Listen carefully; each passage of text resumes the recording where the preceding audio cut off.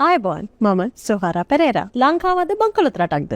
බංකොලොත් රටක සාමාන්‍ය ජන ජීවිතයක් ගත වෙන හැටි ටිකක් හොයලා බලන්නකෝ. අපි දැන් JVP එකේ සෝෂල් මීඩියා හරහා සමාජගත කරලා තියෙන විදිහටම ලංකාව බංකොලොත් රටක්මයි කියලා හිතමුකෝ. කවුද මේ රට බංකොලොත් රටක් කළේ? ඒකේ වගකීම ප්‍රධාන පක්ෂ දෙකකට පටවලා JVP එකට අත් දෙක හොද ගන්න පුළුවන්ද?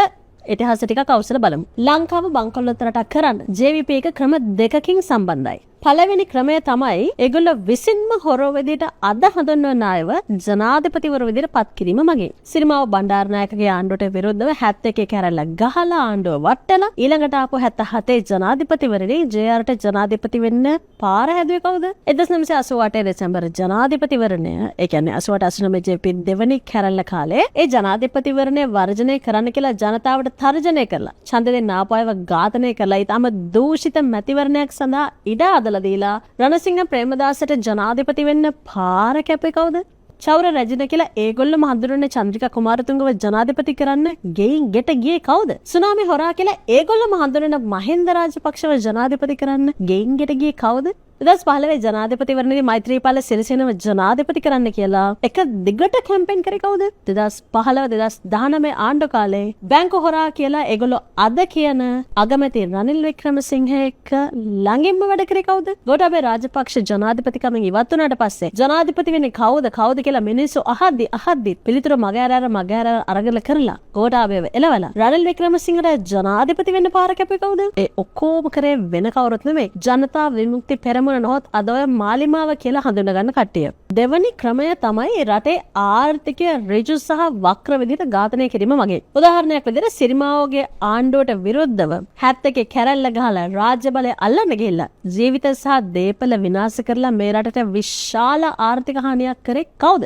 71 කැරැල්ල ගහලා දෙමළ තරුණයින්ට ආයුධ අතට ගන්න උත්තේජනය සපයලා දීලා ඔවුන්ව අන්‍යමින් අවුරුදු 30ක යුද්ධයකට තල්ලු කරේ කවුද කියලා දන්නවද? 1983 දවල පත්‍රිකාවට විරුද්ධව පාරට බහැලා පොඩ්ඩේ ළමයිව පවා පාරට බස්සලා කොළඹට කිරි ගමට කැකිරි කියලා රනිල් ගොනා ගොම්පනතක් ගෙනා කියලා මහා කොලහලයක් ඇති කරවලා අන්තිමේ ඒවා සිංහල දෙමළ ජන සංහාරයක් දක්වාම ඇදගෙන ගිහිල්ලා ඊට පස්සේ 60000ක් තරුණ තරුණියන්ව ඝාතනය කරන්න මඟ පෑදුවේ කවුද?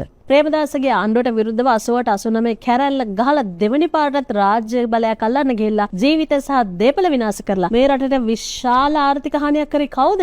JVP එක ගහපු සන්නද්ධ කැරලි දෙක නිසා JVP එකෙන් ආభాෂයන් අවුරුදු 30ක් තිස්සේ කොටි සංවිධානය කරපු ක්‍රූර යුද්ධ නිසා රටේ ආර්ථිකයට සිද්ධ වුණ හානිය ඩොලර් බිලියන 200කට අධිකයි. මේ විස්තර බොරු කියලා කියනවා නම් ඉන්දියානු විද්වතෙක් සහ රාජතාන්ත්‍රිකයෙක් වෙන ශිවශංකර් මෙනන්ගේ Choices Inside the Making of India's Foreign Policy පොත කියවන්න. මේ රටේ දරුවන්ට ඉගෙන ගන්න පෞද්ගලික වෛද්‍ය විද්‍යාල විශ්වවිද්‍යාල ඇති කරන්න නොදී අවුරුද්දකට ඩොලර් මිලියන ගාණක් රුසියාවට චීනයට යුරෝපයට වගේ රටවල් වලට ඇදිලා යන සැලසුවේ කවුද? කොවිඩ් කාලේ පවා නවත්තන්නේ නැතුව එක දිගට වැඩ වර්ජන 100,000 ගණක් මෙහෙवला කර්මාන්තශාලා වහලා මෑන් අවර්ස් විනාශ කළා. රටේ අපි ව්‍යවසායකින් පන්න ගත්තේ කවුද? රාජ්‍ය ආයතනවල පෞද්ගලික ආයතනවල එදා ඉඳලා හැමදාම වැඩ වර්ජන කළා. රටේ ආර්ථිකය වැටුවේ කවුද? සාම්පූර් බලාගාර හදන්න නොදේ සහ පුනර්ජනනීය බලශක්ති වැඩපිළිවෙලේ කකුලෙන් ඇදාද ඔමා ඔය හෙලක් කිය රට විදුලි අර්බුදයකට හිර කරේ කවුද? කොයිම ආණ්ඩුවක් හරි සංවර්ධන ව්‍යාපෘතියක් අධිවේගී මාර්ගයක් විදේශ ආයෝජනයක් කරන්න හැදුවොත් ඒකට බාල්දි පෙරලා කඩකප්පල් කරේ කවුද? ලංකාවට ඩොලර් එවන්න එපා ලංකාවේ ඩොලර් හිඟයක් ඇති කරමු කියලා ප්‍රසිද්ධියේම ලෝකෙ පුරා ගියේ කවුද? විශ්වවිද්‍යාල වර්ජන වලින් කැම්පස් ළමයින්ගේ අධ්‍යාපනයේ අවුරුදු ගාණක් තිස්සේ කඩකප්පල් කර තමුන්ගේ දරුවන්ව පිටරටවල් වලට යවලා උගන්වන්නේ කවුද? ලංකාවේ ප්‍රතිරූපයට හානි කර IMF දෙන්න එපා කියලා විදේශ රටවල් වලට බැරි ඉංග්‍රීසියෙන් දේශන කරේ කවුද?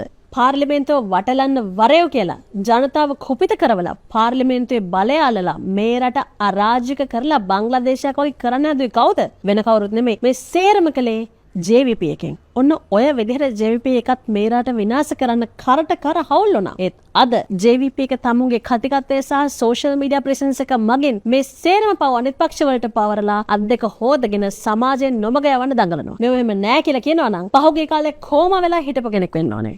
මාලිමාව කියන්නේ බලය ලබා ගන්නකම් විතරක් JVP එක පෙරවගෙන ඉන්න බැටලෝහමට විතරයි. දැන් බලය ලබා ගත්තත් කරන්න බෑ කියලා හිතනොත් දාලා යනවා කියලා කයිය නායකතුමා දෙරණට ඇවිල්ලා කියනවා. ඒ ක්ලිප් එක බලන්නකෝ. අපි ඉන්නේ එකපාරා මේක දැන් අවුරුදු දෙකක් නැවත ඇදුනොත් නැවත මේ කඩා වැටීමට භාජනය නමත් අරින්න ඕන.